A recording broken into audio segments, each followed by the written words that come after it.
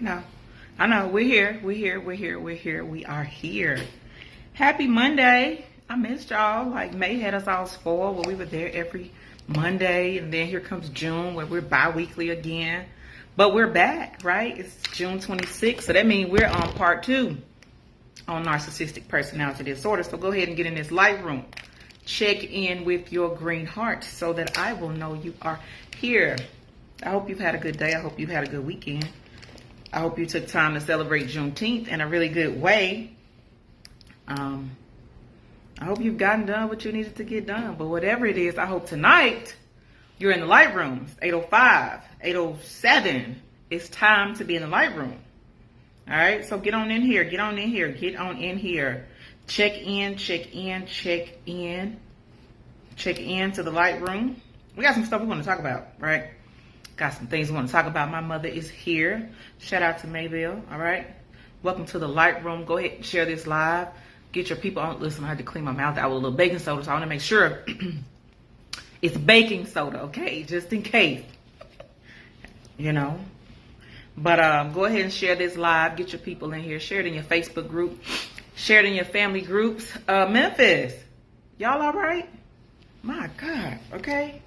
I saw some of what happened, heard about some of what happened, but sending love to Memphis. It's doing pretty good down there, so I hope y'all good. I hope y'all okay. But go ahead and share this live. Get your people in the light room. We're going to talk about that old thing that keeps showing up in 2023, narcissistic personality disorder. If you missed last week, definitely go and check it out on my YouTube page. Miss Elnora Peters, she came in and she taught that thing like it needed to be taught. Because, I mean, if you're going to be out here diagnosing or misdiagnosing people with narcissistic personality disorder, you at least need to know what it is. You need to at least know what to look for. So she gave us a lot of groundwork to work from today. But tonight, all right, we have a young therapist right out again, Memphis, Tennessee, who's going to come and wrap up part 2 of this. And we're going to take a deeper dive into narcissistic personality disorder. I'm going to share something that I found, too, as it relates to narcissistic personality disorder in Scripture. Of course, it's not those exact words. But when I did my quick little Google search, right? Go ahead and share this live. Get your people on the live. Y'all know how it is.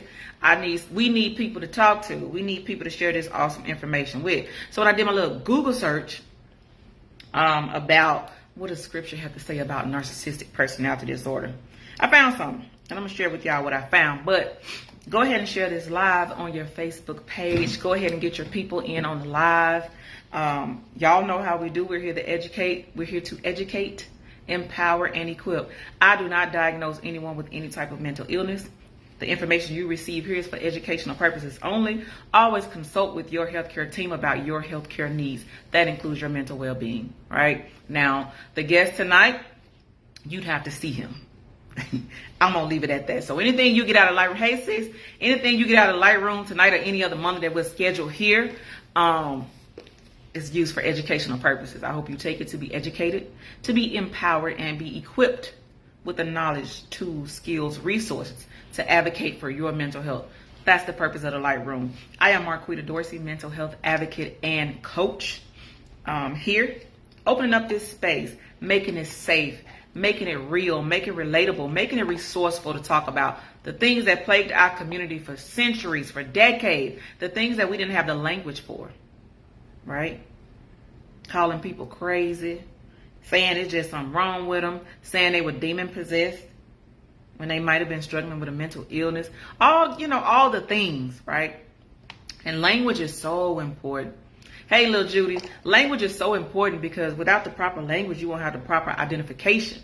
And if you can't properly identify a thing, you can't properly address it and get the proper healing, the proper resources, the proper tools. So it matters what you say and how you say it and who you're saying it to. That's why when you come into the Light Room, we have licensed, trained, skilled, life experienced professionals on the other side of this camera, right? And that's what we have tonight. So go ahead and share this live once more and again before we get into it, because last week we went over the hour and everybody was fine with that. Hey, Cynthia, everybody was fine with that because The information was so good and we were deep, and I anticipate the same type of interaction tonight. So if you don't want to miss it, if you don't want your folks to miss it, if you think somebody a narcissist, go ahead and like, hey, just check in. You ain't got to tell them what it's about. Just tell them, hey, check in, see what they talking about. Okay? That's what I want you to do. All right, so I'm going to go ahead because my guest is already here. And again, I want to make great use of every minute that we have in this space. So I'm going to go ahead and invite him into the live space. And we're going to do a check once he gets in here. So let us know if we're clear, if you can hear us, if there's feedback. I'm just going to go ahead and put my headphones in because, yeah, we don't want to miss any of this. We don't want to miss any of this. So share the live. Get your questions ready. Make sure you use the comment section for your questions, the things that people have been inboxing me about. You know, I did this because people were asking me to do this. You know, people were asking me to say something about narcissistic personality disorder. I didn't know so many people knew about narcissism. So y'all want to talk about it, we're going to talk about it. All right. And so my guest is here, and I'm going to make sure that we can talk about it. Okay, here you go. We're going to, and like I told you before, I don't bring just anybody into this space. I bring people who know what they're talking about, those who are skilled at what they're talking about, those who have done the training, done the work to be able to say what they're saying, right? But again, any information you receive in the light room is for educational purposes only. Don't you go and tell nobody I diagnosed you with nothing, okay? Don't you tell nobody that Mr. Wells diagnosed you tonight. He didn't do that. He didn't do that. But he will give you a little education, a lot of education if you stick with us. So if you have any questions, if you have any comments, if you have anything that, not a paragraph, and I can read while we're in here, please utilize the comments. Also, remember you can support the Lightroom by sending stars. Stars help us to continue to create this content that we pray continues to educate, empower, and equip the community to advocate for their mental health. But as you see here, right, I'm proud. Okay, I can't. I can't. So as you see here, I'm going to call him Dr. Kevin Wells, right? I just love calling people doctor. Yep, I'm going to call you that. And if I call you that, you probably got to go ahead and like be that, but in your own time. I'm just going to call you that tonight. How about that? We're not going to claim it. We're not going to claim it. Not tonight. The resistance. The resistance.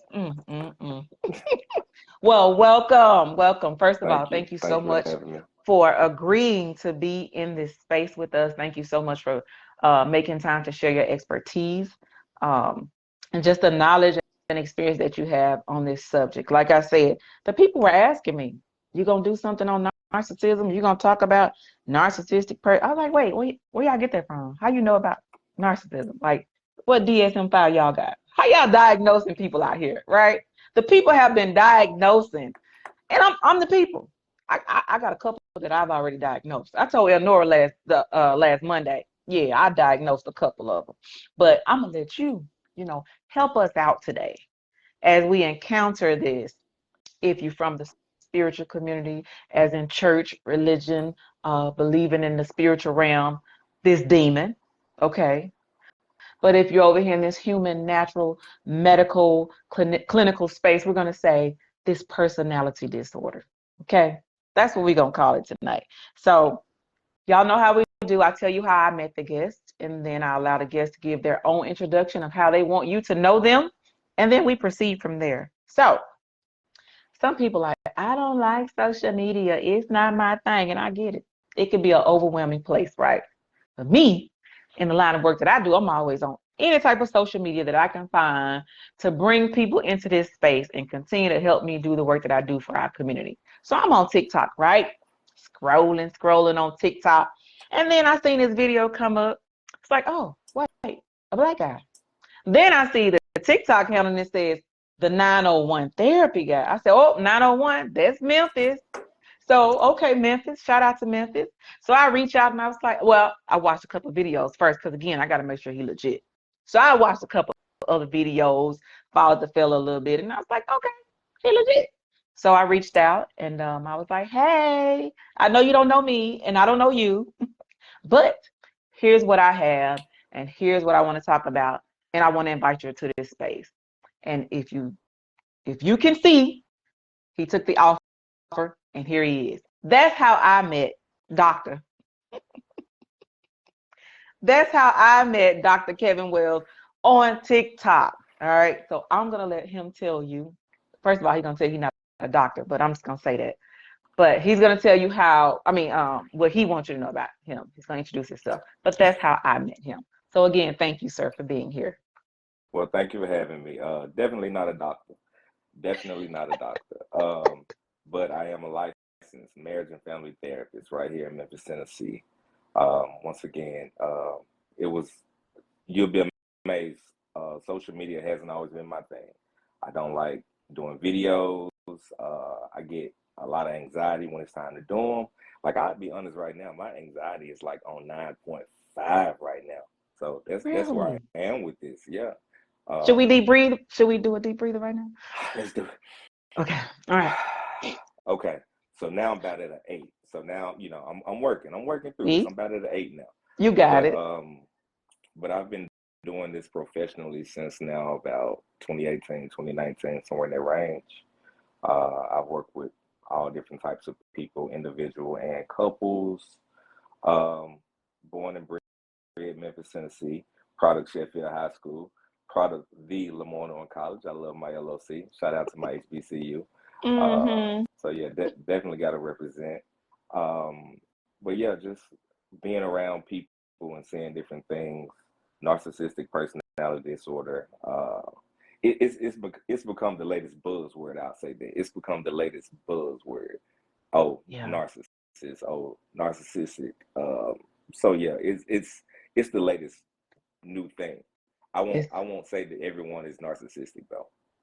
Well, you don't think so? Not everybody, because I'm telling you, the way it comes across the timeline, the way it comes up in conversation. I don't know. Everybody not narcissistic. You don't think so? Everyone's not clinically diagnosed. Everyone's not. Everyone doesn't have narcissistic personality disorder. Everyone may have a little bit of narcissism in them, which may also help protect you. Narcissism can help protect you. Not you finna put a spin on this thing tonight. It could help protect you. It could be the place where you receive your confidence from. It's not something that you're using maliciously to destroy or dehumanize anyone to make them feel inferior to you, but it's your thing to build you up. So as you know what, I get in the mirror, I pump me up. I get in the mirror, I write my affirmations, I feel good about myself. I have boundaries. I'm upholding myself to these boundaries. And I'm not going to let you knock me off my pedestal. So because I won't let you knock me off my pedestal, you call me a narcissist. And I'm going to tell you why I on that example that you just gave, because are we going into a therapy session? If so, I'm going to need you to cash at me at the 901 therapy guy. So if we're going to a therapy session, just let me know. I got some intake paperwork you can fill out. That's shade, y'all. That's shade. No, for real. No. Because listen, when I tell you, Nora got to talking, I was like, hold on, I got triggered. And I'm telling you, the other Monday, it was probably a whole therapy session. Because I was like, and I remember, but no, it's not going to be a therapy session. But just the way you explained it, and this is the reason why, again, language is so important, and this is the reason why we're having this conversation, right? To label somebody or identify somebody with narcissistic personality disorder, which is a mental illness, is a lot, number one. Because when we look at what narcissistic personality disorder is in itself, I mean, the way you come up, the way you're created to be that way, the environmental factors, the whatever, the traumatic experiences, whatever has caused you to feel like you got to protect yourself in a way that causes harm to other people. Because the NPD, we're going to NPD it, because saying all that could be a lot. So the NPD, the thing is, most times as a child, something happened to them or around them that caused this child to feel like they got to protect themselves. And so before you get me, I'm going to get you. It's kind of the energy that comes from a lot of people with the NPD. And that's narcissistic personality disorder, for those who may have just jumped in or not sure what I'm talking about. And so, like you said, for them, I'm protecting myself, right? Because nobody's ever going to hit me again. Nobody's ever going to not see me again. Nobody's never going to, ignore me again. And so if you go from 8 years old to 21 years old to 44 years old, and that's just been the way you protected yourself, then it could it could be really tough. And because some of the people that have been labeled narcissists, well, some people that will be labeled with the NPD, they're somebody's family member. And I've been thinking about this since the other week, right? You might have a cousin that's a narcissist. You might have an uncle that's a narcissist, a mother who's a narcissist. And I know, as somebody who has the tendency to be empathic, or can feel things and see whatever the case may be, and somebody who's had this experience, you almost like, why would you feel sorry for them? Why would you even have an inkling of concern or care for that person? Because again, we wrestle not against flesh and blood, and something 10 times to 9 happened to this person. Mm-hmm. Because you're not born narcissistic, right? Narcissism is created, huh? I read that somewhere. Created. Um, as a licensed marriage and family therapist, let's look at this from a systems perspective. If we look at the child being raised in a house with, let's say, someone who displays NPD tendencies. So now that child is growing up and saying, okay, that's how I'm supposed to behave. That's how I'm supposed to perform. I'm supposed to treat women that way, or that's how I'm supposed to dominate him. So that child is now growing up seeing that, and that child is going to do what? The child is going to either respond adversely to that, and it's going to hurt the child, or the child is going to say, you know what, I like that. That's going to be my superpower. I'm going to use that. So now we're talking about, from one generation to the next, we're building a community of that. We're building a cycle throughout a whole family of that. And you have some people, again, who's going to respond to it in a positive way, and then you have some who's going to respond from a adverse perspective. And when I say that, now you're talking about low self-esteem, always questioning themselves, can't make decisions, high anxiety, depression comes along with that. And that's just like NPD. Everyone's not narcissistic. Everyone isn't clinically depressed, but we all suffer from depressive symptoms at times. That's true. That's true. Thank you for the systems perspective, and I'm glad you went that way, because again, doing just reading, doing the research, asking the questions, and finding those things out, oftentimes, it's always trickled back to childhood trauma in one way or another. And so, what can we say to parents who are new mothers, or if you have young children, as a marriage and family therapist? What type of wisdom can you give to the parents who are raising children as it relates to NPD? Well, one of the strongest muscles we have is the tongue, so we have to be careful with that. The things that we say, the energy that we speak, the things that we breathe life into. I don't know about you, but I've grown up in situations where I've heard someone always call, oh, he's just crazy. Oh, she's just crazy. And you call a person crazy long enough, next thing you know, it's ingrained in them, that thought, that idea that, well, I'm crazy anyway. I'm supposed to be out here doing crazy stuff. So I'm going to act this way because that's what I've always been told, that I was crazy. So we have to be careful with what we say, and how the expectations that we sometimes have of a child. Allow children to grow, allow them to experience things, versus, no, don't do that, no, do this, or this wouldn't have happened if. No, mistakes happen, things occur. Allow that child to grow, but be careful with what you label that child with. Be careful with what you say, what you speak over that child, because we breathe life into things with our words. We will manifest it. Absolutely. And I know you weren't preaching or nothing like that, but I just felt like saying amen a couple of times, because So again, the Cash App is D901 Therapy Guy. So if you wanna add to the collection plate, that's fine, no problem. Hey, Cash App glitching right now. We might not want to use Cash App. They glitching right now. You know what? You absolutely right. So that Zelle is. I'm just playing.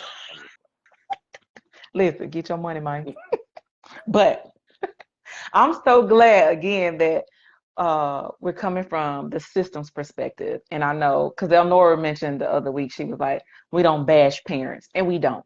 And I think one of the difficult tasks for me has been to see a parent with narcissistic traits or even just the undiagnosed disorder, and their children, young and old, suffering at the hands of this person's, you know, illness, if you will, the illness, as you will. And so, again, the reason that coming into this space is so important, that we have people who look like you and I talking about it, is because now this child who feels like, well, maybe I made this up, maybe I'm wrong, maybe that's just how they are. And now, like you said, sometimes they internalize those things and they become that. That's how we break those generational curses, right? That's how Right. Most we stop definitely. those cycles. Most definitely. Sometimes you gotta, in order to kill the snake, you gotta cut it off at the head. But now, if we cannot affect change in the parents, then it's going to trickle down because that's the environment that the child is in consistently. So we have to be careful with that. And many times when you have somebody who is truly NPD, when you have someone who is truly suffering that, they don't know that they're suffering. To them, they're just living their best life. Yeah, You're wrong. yeah, You're yeah. wrong for even addressing them, for thinking that they are going to apologize about anything or ever say that they're wrong. You're not going to get a wrong out of them. You're not Never, going to get that closure. Uh-uh. never. And if you think that you're going to get it now, you're just wasting your time. You are administering medicine to the dead. It ain't gonna happen. Jeez. From the marriage and family perspective, what do you say to a child, and that's a young child or an old child?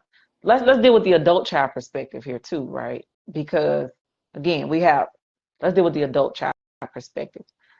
I see on TikTok, and it's the irony of what you just said. The guy that we follow on TikTok, Lee, I just saw his TikTok before coming on here, uh, saying the same thing. Like, narcissists will never apologize for anything. Like, you can say exactly what happened, whatever. They will never say, yes, I was wrong. They'll block you, delete you, move away from you, whatever, before they tell you that they were wrong. And that's just Mm-hmm. in itself a lot. But Mm-hmm. how do, like, what does that look like, the family dynamics for adult children who are still struggling in their relationship with their parents who may be, NPD, or who may Well, have NPD? well, great question. The idea of depression, anxiety, low self-esteem can run in the child. So now imagine a narcissistic parent having a child with low self-esteem. How does that parent now look at that child? So now what is that parent doing to that child? What is that relationship like? So that child may yearn for a closeness that is not there just based on the way he or she presents, because it's not good enough for that parent that is, okay, now we don't act like that. And it's almost like the person who is diagnosed, or the person who is battling the symptoms, is almost gaslighting to a degree. You're gaslighting with your actions. No, you're wrong. No, don't do it this way. No, that's not the correct way. So you're making a child, feel crazy, dumb, uh, uh, ineffective, whatever it may be. So one of the things that we talk about in therapy, especially with men, I always ask them how did they experience things growing up, and we use the ACEs. So we talk about adverse childhood experiences, Mm-hmm. and with that we look at, okay, what's normal and what's not normal. Like, I remember growing up, for me, East Memphis, uh, it was normal to hear gunshots. That was a normal thing. Like, then you have somebody who come to your neighborhood or your hood or your community, whatever you want to label it, and they're not used to that. They're like, hold on, wait, what's going on? And we like, oh, this just such and such, and them over there shooting. They just probably shooting in the air. It ain't Yeah. nothing.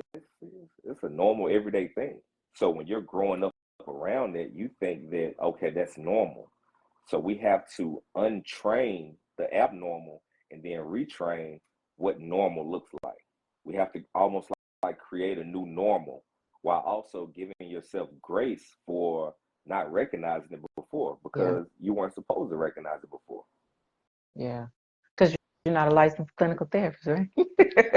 You're not a licensed clinical therapist. You don't know what that is for sure. You just know that something happening here is not right.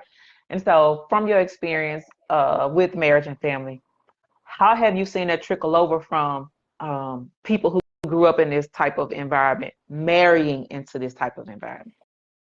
When you say marrying into this type of environment, do you mean that they marry someone who is um, Or displaying exhibit the symptoms and narcissism? traits? Mm-hmm. Uh, Sometimes it's common to marry or to stick with the thing that you know. You think that's the right way, so you get it, and you like, okay, that's what I'm supposed to have.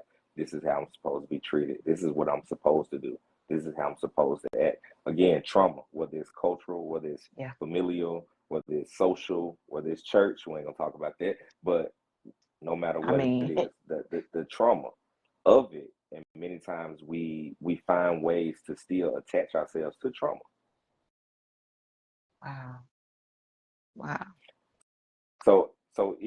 Even with that, I'll add that person continues to battle and think that, okay, this is my norm, this is how I'm supposed to be, and if I'm supposed to be this, then everything's okay. All of this is right. Um, what's that syndrome right now? It's escaping me. Stockholm Um, syndrome. Stockholm syndrome. Yeah, yeah, kind of like Exactly Stockholm. what it is. Yeah. Mm-hmm. Exactly what it is. Um, I don't know if it was a joke or where I heard it in the most urban way about like the pimp and the yeah. But yeah, it really is. And again, it's sad. Like the same person who put you in the danger, put you in the trouble space, somehow looks like the redemptive person. And so a lot of times you will go back to them looking for closure. You know, you will go back saying, well, this is my mama. This is my daddy. This is my child. Right. And if I just love them a little more, if I just, you know what I'm saying, maybe it's me, maybe I have to change. And I just, from my personal experience, I find that if you're in a relationship with anybody, platonic, romantic, or otherwise, and you're the only one having to make all the changes, for me, that's a red flag. That's a Mm, red flag, you know, from over here to there.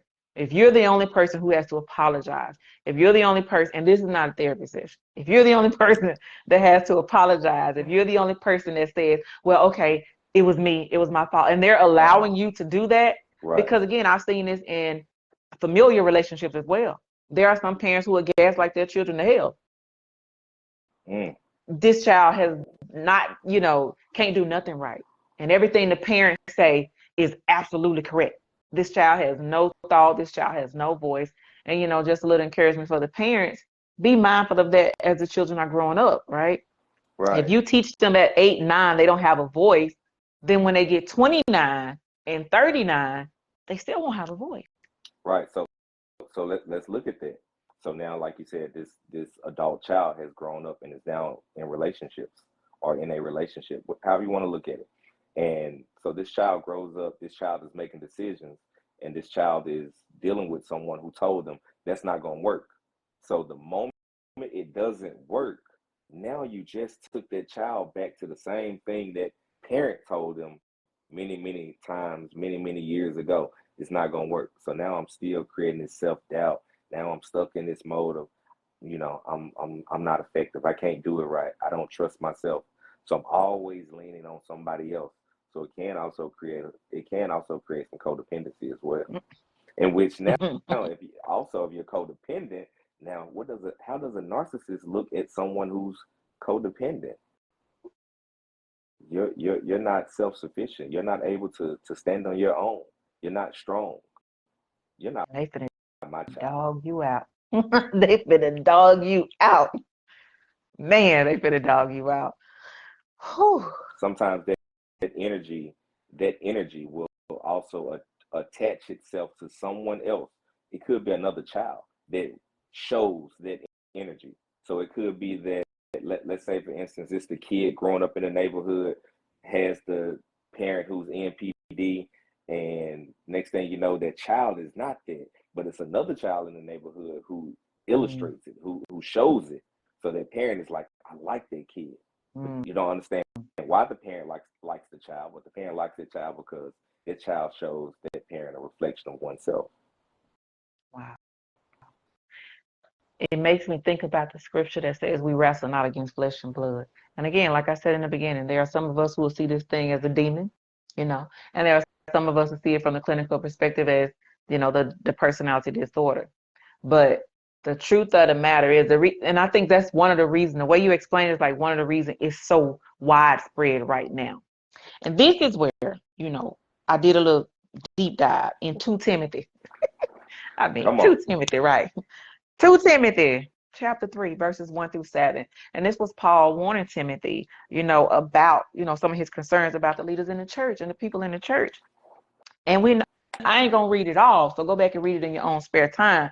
But, the energy, you reference the energy, you reference seeing it somewhere else. Listen, y'all, you ain't got to be Southern Baptist. You ain't got to be African spirituality. You better know that there are some things existing in this world around us. You can call it energy. You can call it whatever you want to call it, but it's real. And so, but with scripture, it says, for people will be lovers of self, lovers of money, proud, arrogant, abusive, disobedient to their parents, ungrateful, unholy, heartless, unappeasable, slanderous, without self-control, brutal. Are any of those like synonymous to people with NPD? Yes, definitely.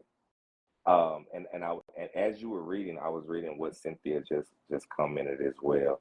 I'm trying to paraphrase because I don't see it's gone now, but I think she said NPD and empath energy is like giving candy to a baby. I think that's what I read.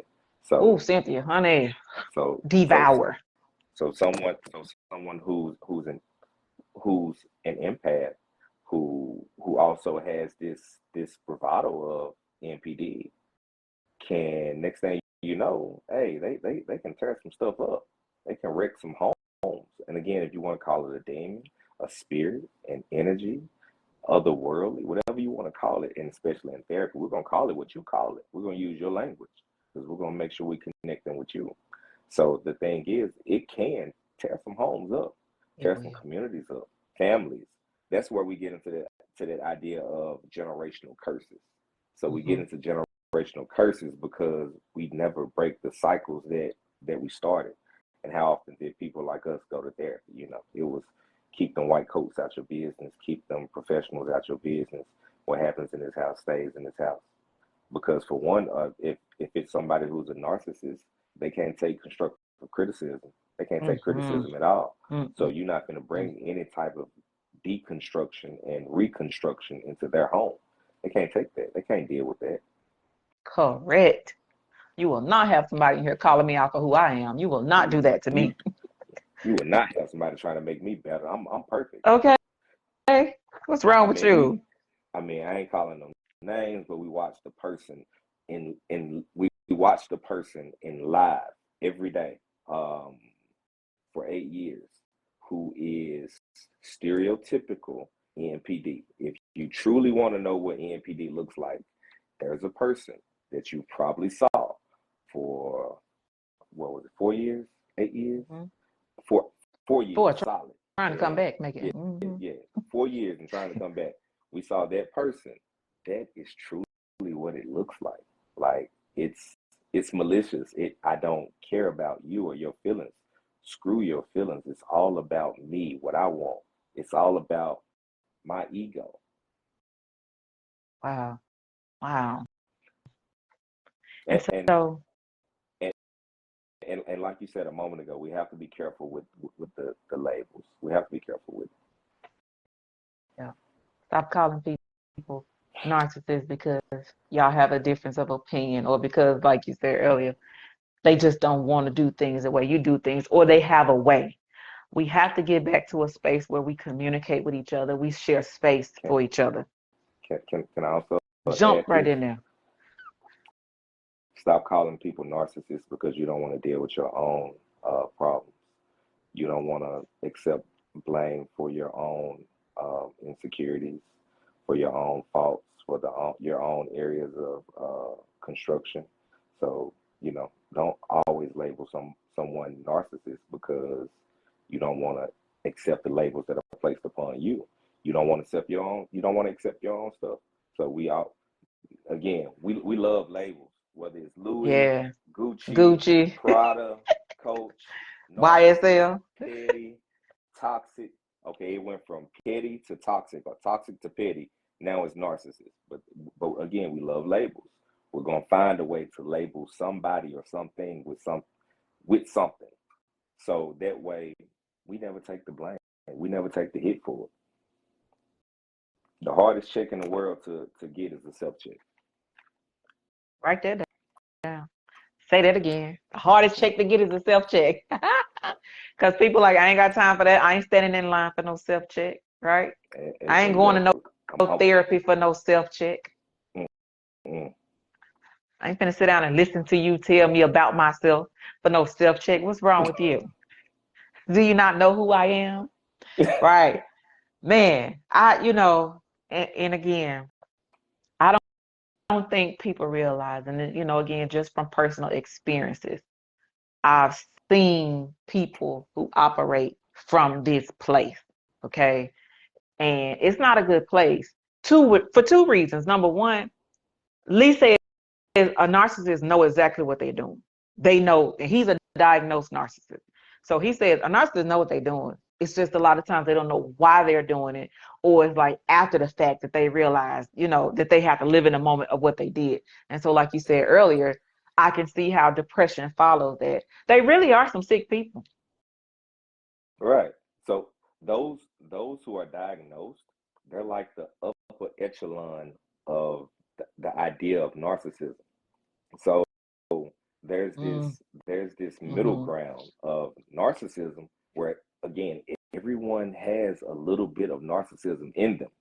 So narcissism in itself is not a diagnosis, but narcissistic personality disorder, where it's like, okay, you're over the top, you're malicious, you're out for self, your intent is to, no matter what, you're going to win. You don't care what you hurt, who you hurt, what you bring down, what negative energy you put out there. So when it's that far over the top, then that's NPD. But everyone has a little bit of narcissism in them. Just like again, we have anxiety. Doesn't mean we have generalized anxiety disorder. I told you as soon as we Absolutely. started, my anxiety was on 10. It's probably about 4 now. Come on, But again, boy. again, that's what happens. To say that we don't have these things, we all have it. It's just that Yeah. we're not clinically diagnosed with things. But again, we have to be careful with these labels because throwing these labels around just to again to have a safety net to say, okay, I got to hit you with something because I got to protect me. I can't look me Mm, in the mirror. I can't look me in the face and be real with myself. mm. That's had to sit on that one a little bit because as I speak to the empaths, my initial encounter, the issue was part of it. Like he is who he is. But a part of that, the reason he even had access to me was because I didn't know who I was. And a lot of Mm. times people will happily proclaim to be an empath, will happily say, I just want to love everybody and I just want to be here for everybody. You get drugged through the mud by people, who exhibit these traits or who just totally live in the disorder or the demonic spirit, if you will. And the And, accountability comes in. Uh-huh. and on the surface, it doesn't appear that way. On Oh, the surface, it looks no. helpful. It looks, oh my God, this person is for me. This person The best thing is since sliced bread. this person is for my greater.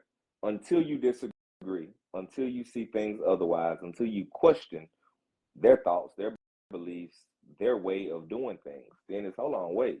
No, that's not how this goes. Hey, David Ruffin, you just a temptation. You can't question me. Ain't I nobody made question you, your Otis. you know what I'm saying? You can't question me. Without me ain't no you. You know what? That was really the mindset. Like that was really the thought process. The demeanor, like you really thought you whatever. You thought Whatever. this was about you? No, this You was all thought this about my was ego. about you. No, I made your, you know what I'm saying? Without me, don't nobody know you, don't nobody come see you, don't nobody want to see you. And they do that.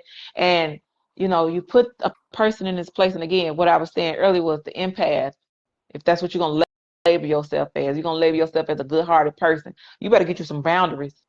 You better put some protective measures around your heart, your mind, your soul, and your spirit, because they don't have any. They don't have any at all. If they see it, they want it, they coming for it. And when they're done, they're done. I heard somebody say something about the discard process. And they said, if my own, I think it was Lee. No, it was Lee and Leon. This was two narcissists doing a live video.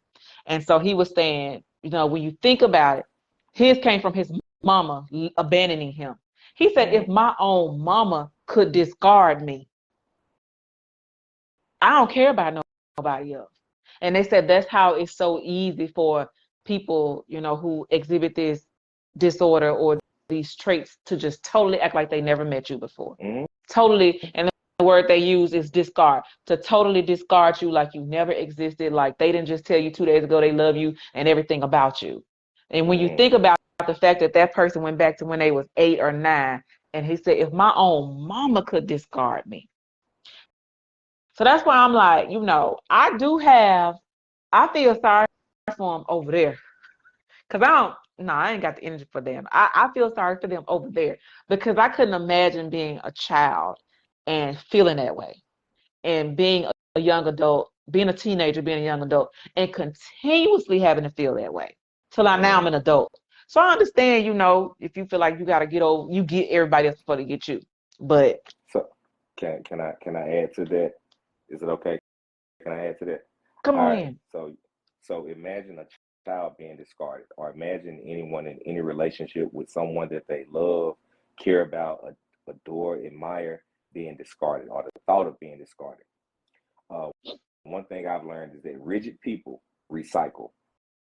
Rigid people recycle because they're so rigid in what they want, what they believe, what they need, their egos, that if you don't fit that equation, they're going to recycle you at all costs.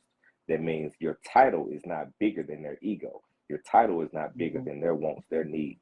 So you could be child, you could be spouse, you could be whomever. They will recycle you because it doesn't fit their plan. So rigid people will recycle. So when you say discard, so now think about this. What child wants to be discarded or recycled by a parent?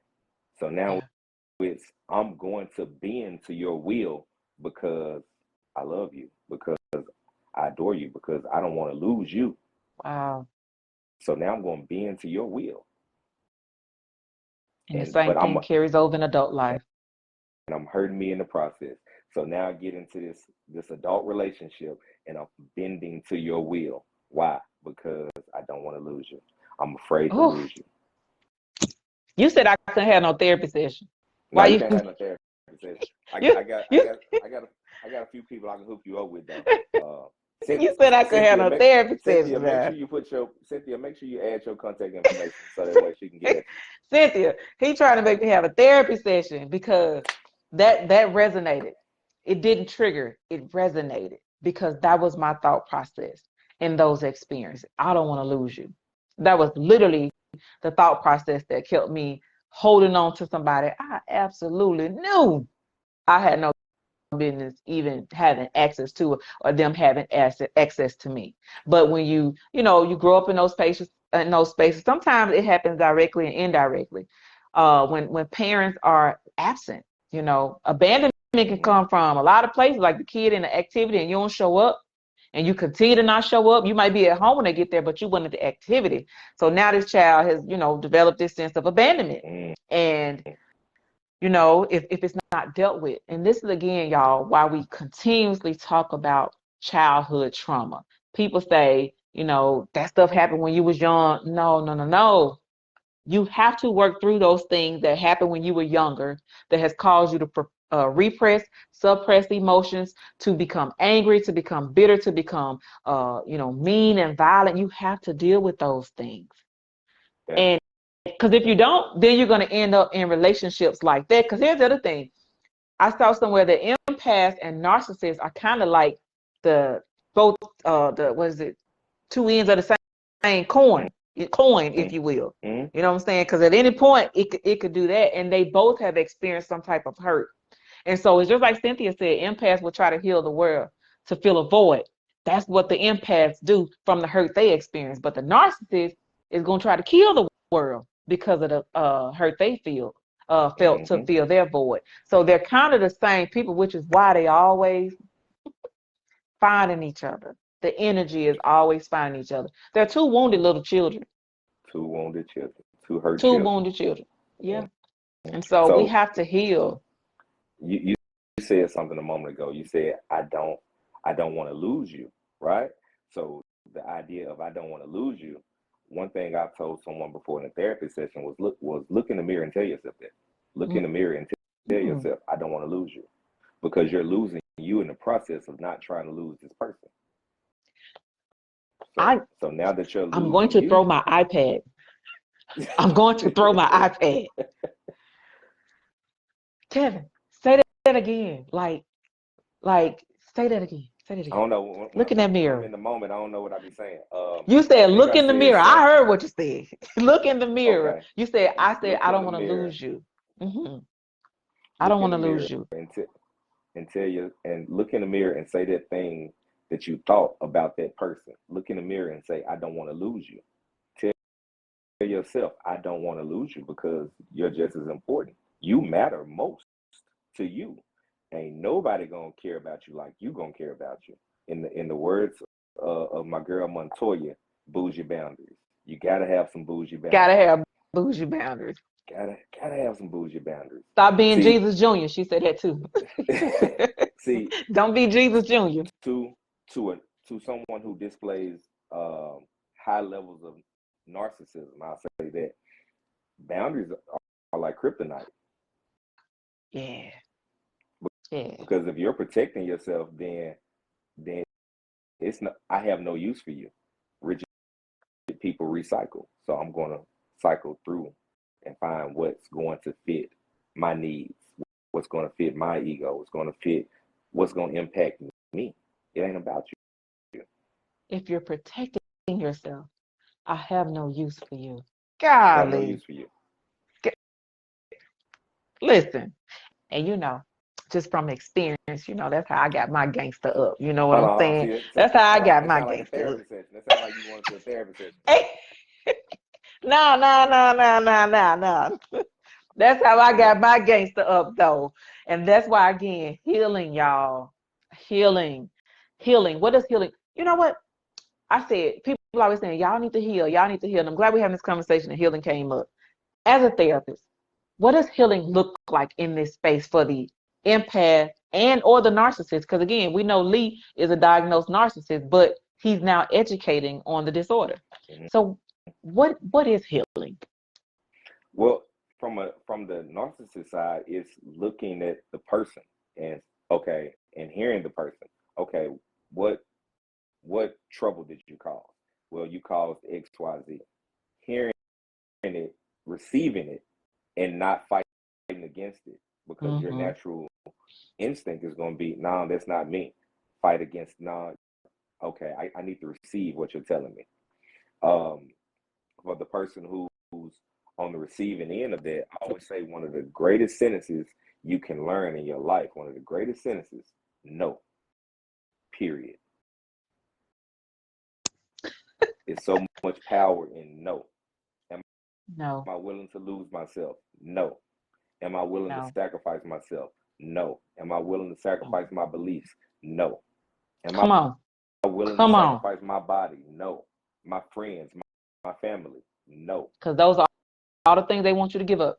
You're going you're gonna lose all of them if you don't. Yep. Yep. Because those are the things that make you you, and they want to remove everything that made you you. One of them had the nerve to tell me I needed to grow up because my family told him face to face, if you ever, and if she ever, just know we coming. This man told me I needed to grow up. Huh? What? No, you just need to be careful.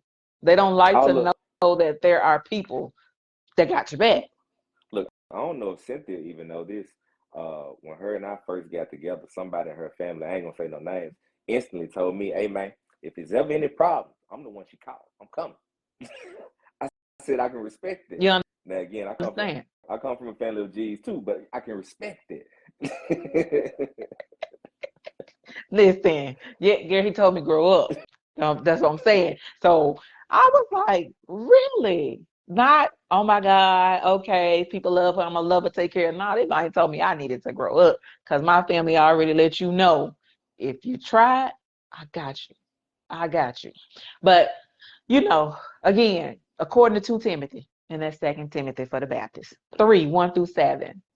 Nothing new under the sun. Something has happened before or is going to happen. And according to Timothy, it's like this is what he's saying. Like this personality has been around for a long, long time. It has been around for a long, long time. But the way it's infiltrated ourselves into the family system, the language you used early, the way it has infiltrated itself into our family system, it has also become a part of the nature of even the family of believers. Because you mentioned church a little bit earlier, and we ain't got a whole lot of time, but I'm just saying.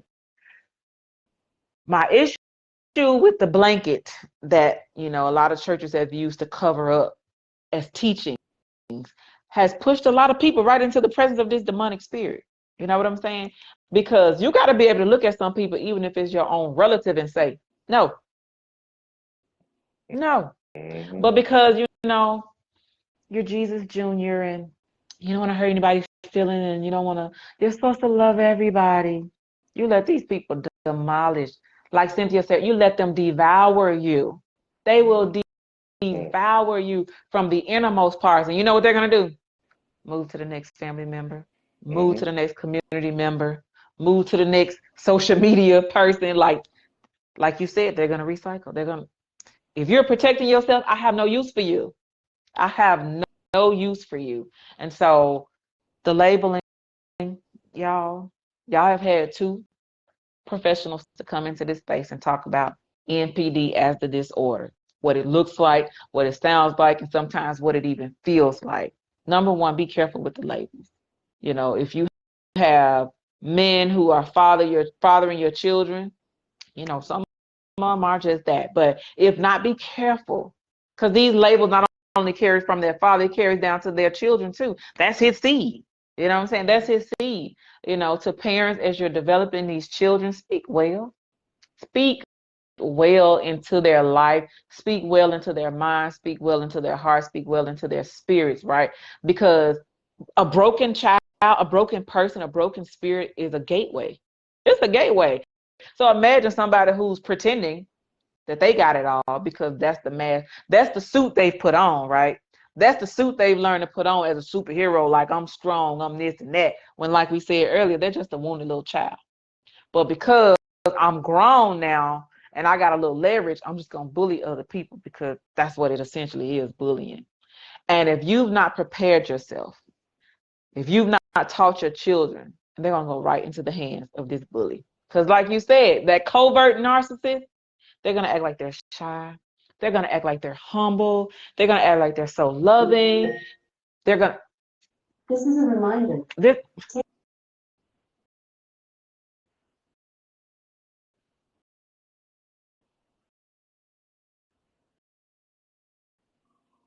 So Alexa has to remind me every hour to take my vitamins, whatever. She just loud when she don't need to be. But, if you haven't prepared yourself or set yourself up, you will run right into the hands of this demonic presence and it will devour you. It will devour your children. It will devour your ministry. It will devour your life. And so narcissistic personality disorder, the traits or whatever, like you said, we all have some of it in us. And it's not something that should be taken lightly. It's not something we should play with. And it's not even something that, we should just be making a buzzword and throwing out there, right? Definitely. We should just not be throwing it out there. We need to know what it is. We need to know how to identify it and then get the hell away from it. I'm sorry, Mom, but get away from it. I'm telling you. But he said I can't have no therapy session, so I'm just gonna pull it back right there. Let me check these comments. Say what you got to say. I'm gonna send you the intake forms. I'm telling you, man. That my mama says she with me when I'm right now. I'm right. Leroy, how you doing? So is there anything else that you'd like to add from the family perspective? So, let me say this. Thank you. Right? for a couple of reasons. For being a man, for being a black man, for being in this space, this green heart space, because I know it ain't easy doing the hard work for our people, for any people. It was a celebrity. I ain't gonna call her name because I do put this on YouTube. But she had came across the radio and she was like, therapy should be free. And I immediately was like, no, no, it shouldn't. Because I have friends who are therapists, right? Mm-hmm. But when you think about what you bring to a therapy session, what people bring, when you close that door for confidentiality reason and somebody comes in and lay all of their burdens mostly, even though therapy isn't just for traumatic experiences, you may just have a lot of overwhelming things in life. But when you close that door and all of that stuff come out, like you have to sit there in the middle of it and help this person sort through that. You know what I'm saying? Help that person sort through that. So thank you. Thank you for the work that you do. Thank you for the commitment that you've made to this work. We need as many therapists, and definitely black male therapists, as we can get. So at the end of this, I will allow you, to give your information if you're taking new patients, things like that for the people. But I just wanted to make sure I said that in this space because even the school that I went to, it wasn't even a lot of it wasn't a lot of us. It just wasn't a lot of us. So kudos, especially in the Again, I 901. thank you. I definitely thank you. I appreciate that. I always say my mama was my first therapist. She would always ask me if I had a problem. She would say, "Well, what do you want to do about it? Well, what do you need to do about it?" So she was my first therapist. Also, when she Shout would out whoop to my mama. tail, she'll counsel me afterwards and be like, "Okay, this is why this happened." I'm like, "Okay." So she taught me that, hey, love can come with consequences, but I'm still gonna love you no matter what. So it Amen. was, you know what, okay. So she was my first therapist. I would definitely say that, yeah. So, and growing up sometimes without you just figure out ways to say, okay, let me figure out how to do it or what works for me. And I always credit Miss Cynthia, the Mrs. I always credit her with she's definitely more Bible than I am. Shout out Your gifts to Miss Cynthia. make room for you. Your gifts make room for you. And ever since she told me that, I said, all right, God. She said it's Bible, No, and she I'm gonna go said. look. And I found it where it said that, and ever since then, my gift has made room for me. Yeah, bring you So in the presence of it's great men not is what it said. it's not something that I chose. It found me. It made sure I was here for it. I understand that notion. I tell you, I understand. Listen, I'm in this chair one way or another. I walked out on that master's program, for multiple reasons. But here I am, still with this green jacket on, still in this mental health space, Yeah, one way or another. man. So I definitely understand. It will come find you. You cannot Most run, definitely. Most because definitely. I tried to run. But is there anything you want to add to the conversation to close out? And if y'all have any questions, right, for him before we get out of here, listen. I don't think y'all really understand, and I know it's free. And sometimes people don't tend to value the things that are free. But let me tell you something. It costs money to sit in front of this man, right? It costs money to sit in front of this man to get him to put his expertise to work to help you with what you're going through. But you get to get it here in the light room for free, right? You you get to get in this space and put a question. Now we ain't gonna have no therapy session, but you get to put a question here. Quick info there. You know what I'm saying? Make use of this resource. I'm not gonna say take advantage, but make use of this resource. This work that I do will be the work that I do because I know the greater good of what I'm doing it for. Whether it's one people, 847 people on here, but I just want to make sure y'all understand the value. Therapy ain't free, but the light room is. Go ahead. Um, I would add to it that two things. One thing you said, hey, I don't know if you're taking new patients.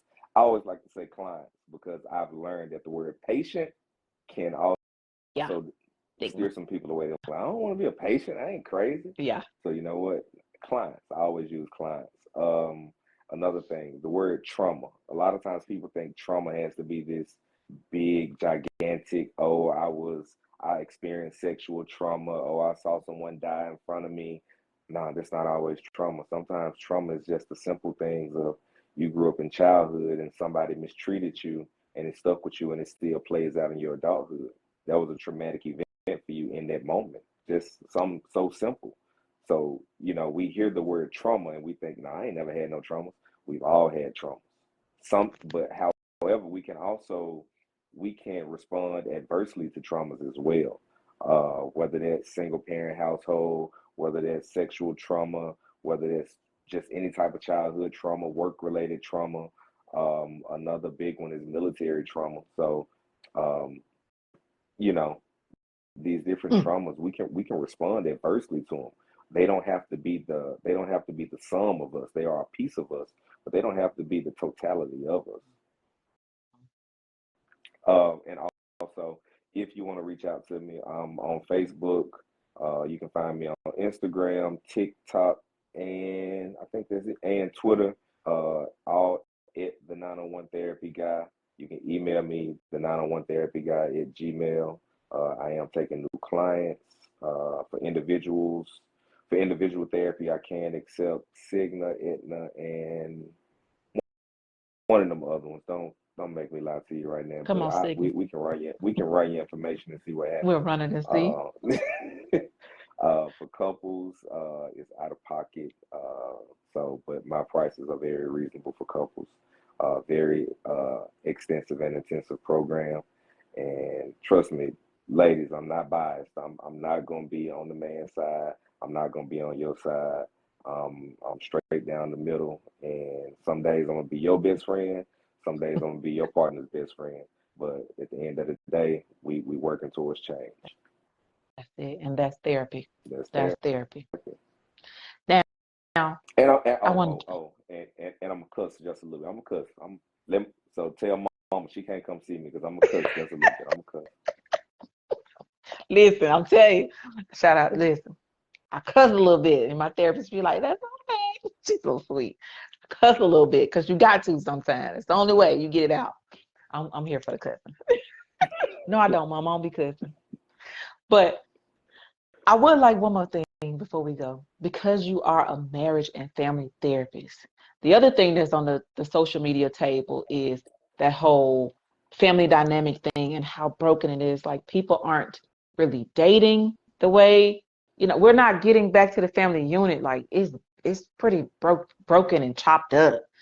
Right. So what are some pointers you can give to the singles and married? Because I just found out a couple people I know they ain't married no more.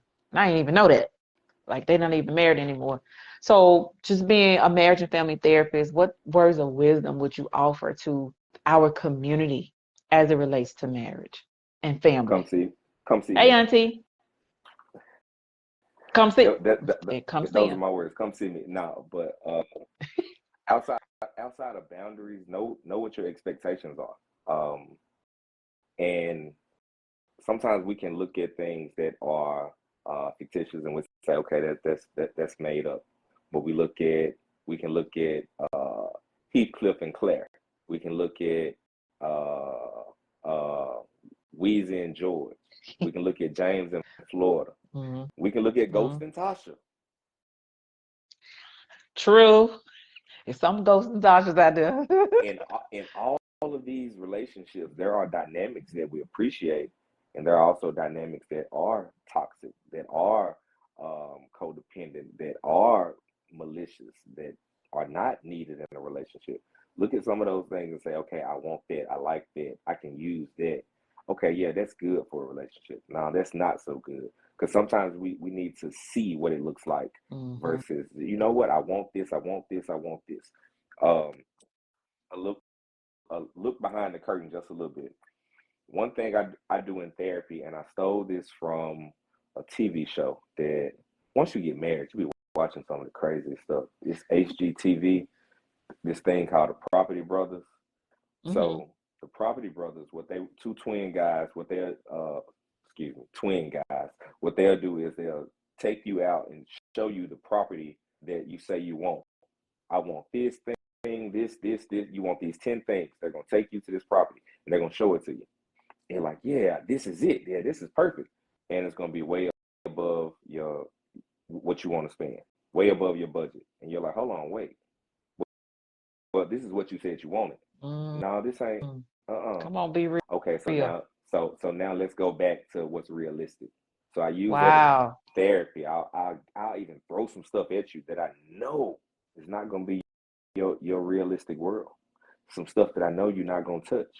Because once you hear that, when you're like, no, I ain't gonna do that, I ain't gonna do that. Now I walked you back to, okay, now I'm ready to deal in reality. And now we Okay, can so do now some we can work. work. Yeah, now we can do some work. Man, that's good. Come on, Property Brothers. I probably should watch TV. I don't be watching TV.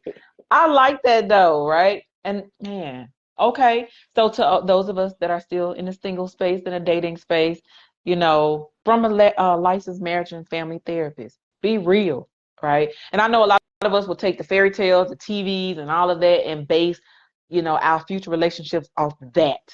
And we're just not being real. Because when you get into a relationship, one of my friends from Memphis, he always say, like, I'm a real human, I'm a real man.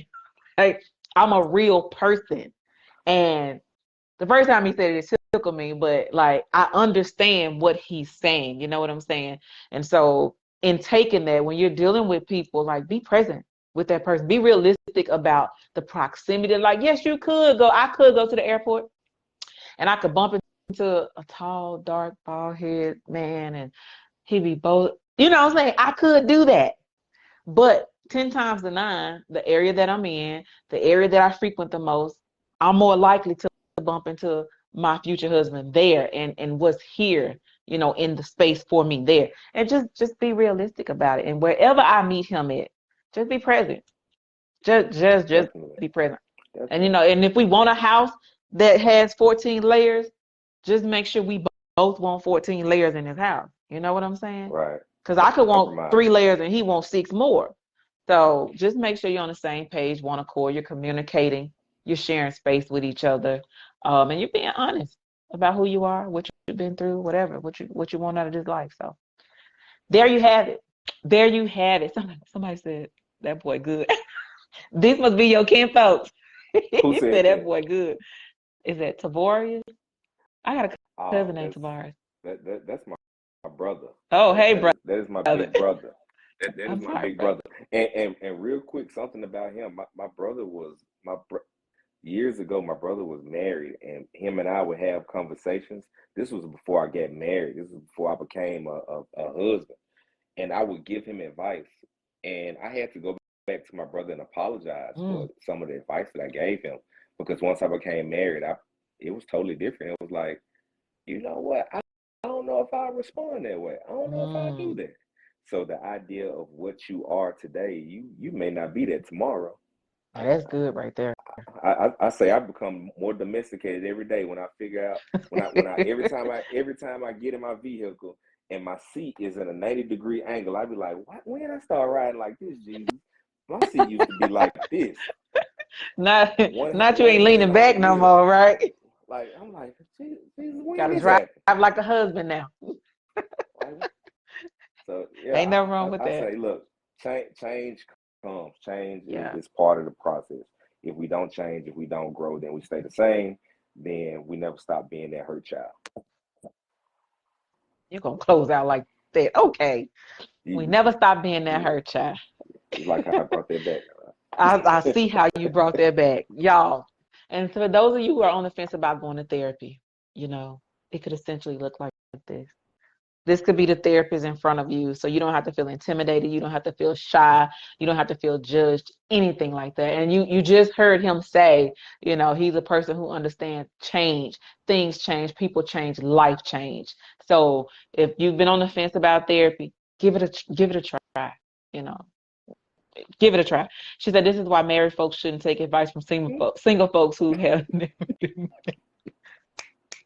Because I sure learned to keep my mouth quiet, Miss Cynthia, because I ain't been married, and I have I've always had some married friends. My childhood best friend, she's married, and my cousin, she's married. And I always have respected their marriages because of how they operated in their marriage. But I don't tell them what to do because I don't know what to do. You never know. Like Mr. Dwight said, until it happens to you, you really don't know. You Most really don't definitely. know what you'll do till it happens happens to you. So you're right. I don't give married people advice, but I will tell you if somebody's showing out. So y'all know how to reach him. He is taking new clients, right? New clients. New client. So if you have insurance, leverage that insurance. You know, if you're in the Memphis area, do you do virtual? Like, do they have to be in Memphis? It's virtual. It doesn't have to be in Memphis. There are several different states that I can see you in legally. So Yeah. yeah, I think it's Georgia, Alabama, maybe Missouri, several other ones. But Okay. just reach out and I'll let you know whether or not it can work. If not, I'll put you in the direction of someone who can help you. Look at that. Someone Look at that that. may even look like you. Look at that. Educate, empower, and equip the Black and Brown communities with the knowledge, the skills, the tools, and the resources to advocate for their mental health. That's what happens in the light room. That is what has happened tonight. That was Narcissistic Personality Disorder 2.0 with Dr. Kevin Wells. I'm calling him Dr. Kevin Wells, licensed marriage and family therapist. We appreciate you and Mrs. Cynthia for the input on tonight. Thank y'all again. If you're a couple, you do premarital counseling too. Like if they I gonna get, I do. I do. if you're finna get married or thinking about getting married, listen, go ahead, set your appointment. Um, get in there, man. I'm telling you, just like you don't have to continue to be that wounded child, you know, because that's all it really is. If you're being passive aggressive, and you're 45 years old, you're a wounded child. So go in there and sit in Mr. Kevin's chair, and y'all work through that, and then you walk out of there, brand new man, brand new woman. All right. Anything else to claim the attention of the people? That's what they say in the Baptist church. That is it, and that is all. That is it, and that is all. Well, I once again thank you. Shout out to TikTok for the connection. Shout out to Memphis 901. And again, thank you so much for the work that you do, for the hard work that you do for the city of Memphis and around the world in this green space. We appreciate Thank you, you. sir. Thank All you. right. Thank you for finding me and allowing me to come into your space. Absolutely. You have a good night. You too. All right. Light room. That was that. Listen, let me tell y'all something. You don't like that wounded child, man. And that look in the mirror and tell yourself, I don't want to lose you. It resonated with me. There are sometimes the things that trigger me. The other Monday I was triggered. This Monday it resonated because to look somebody else in the face who's willing to separate from you, who's willing to drag you, who's willing to not be there for you, and you tell them you don't want to lose them, but you're willing to lose yourself, that's a problem. That's a wound that needs to be dealt with. There's a wound that needs to be healed. That's a wound that you need to take to God in prayer and to therapy. Okay? You can have Jesus and a therapy. If you are an empath, and that's the person who feel everything, and that's the person who, want to heal the world, as Cynthia said, trying to fill the void that you have, take that to therapy. You deserve love. You deserve support. You deserve to be a healed adult. Pay attention to your children. If you notice their behaviors are changing, and not in a good way, reach out. Go on Psychology Today and find them a child therapist. Find them a counselor. Find somebody who can help you and them speak life into yourself and into your child or children. So, Mental Health Monday 2.0, narcissistic personality disorder. Now, stop going around here diagnosing people. Unless, but stop going around here diagnosing people, okay? Right. If you feel everything, the first thing you should feel is whether you are being supported and whether you are being protected. If that's not what you're feeling, block everything off. Because if nothing else has saved my life, my daddy used to say to me, he said, okay, Rapunzel, nobody has a problem pulling one string of hair out of your head. Because if you know the story of Rapunzel, she had very long hair. Nobody cares about pulling one string of hair out your head. But if everybody continues to pull a string, when you look up, you're going to be bald headed. And then you know what the people are going to say? What happened to your hair? That ain't how he said it. If you know my daddy, if you knew my daddy. But they'll ask you, what happened to your hair? after they pull strings and strings and strings and strings. If you don't feel that you're being supported, you don't feel like you're being heard, you don't feel like you're being loved, and this is not selfishness, right? This is not, it all has to be about me. But there are some relationship dynamics where this person does not care the least bit about you and how you feel. Like he said, the narcissist, they I'm gonna say they can't care how you feel. They just don't. They don't have it in them. Elnora said that the other Monday. They don't have it in them. They don't. So there's no need of trying to explain themselves to them. They already know. They already know who they are. They already know what they're dealing with, and they already know they have not addressed the reason. I follow 2 clinically diagnosed narcissists on TikTok, and they're both doing an amazing job educating about the disorder, telling people what to look for, what it looks like, what to stay away from. How they're teaching about the thing they actually struggle with. So if you are the person with NPD, like he said, we all have the traits. But if you are the person with NPD, get some help, baby. Get some help, because he's also married. So you can have a fulfilling life, you can have a successful life, but you have to go about it the right way. Hurting people because you were hurt, that's not the right way. And that's most times what narcissists do. Somebody wounded them, nobody took care of the wound. It grew into a vicious, vicious thing, and now they are the most vicious people around. So that's that. But anyway, sleep well tonight. Drink plenty of water. Okay, it's hot. If you're in Texas, drink a lot of water. Memphis, I'm praying for y'all. I saw everything that happened. Hope y'all are safe. Got your lights back on and everything you need. But if you're in the area or in one of his coverage areas, again, he's the 901 therapy guy. The THE, I'm gonna bit my tongue. The THE 901 therapy guy on TikTok, on Facebook, Instagram, and by email. And that's the 901 therapy guy at Gmail. Go to therapy, guys. Go to therapy. You deserve it. Look in the mirror tonight and say, I don't want to lose you. But say that to yourself. All right? Good night.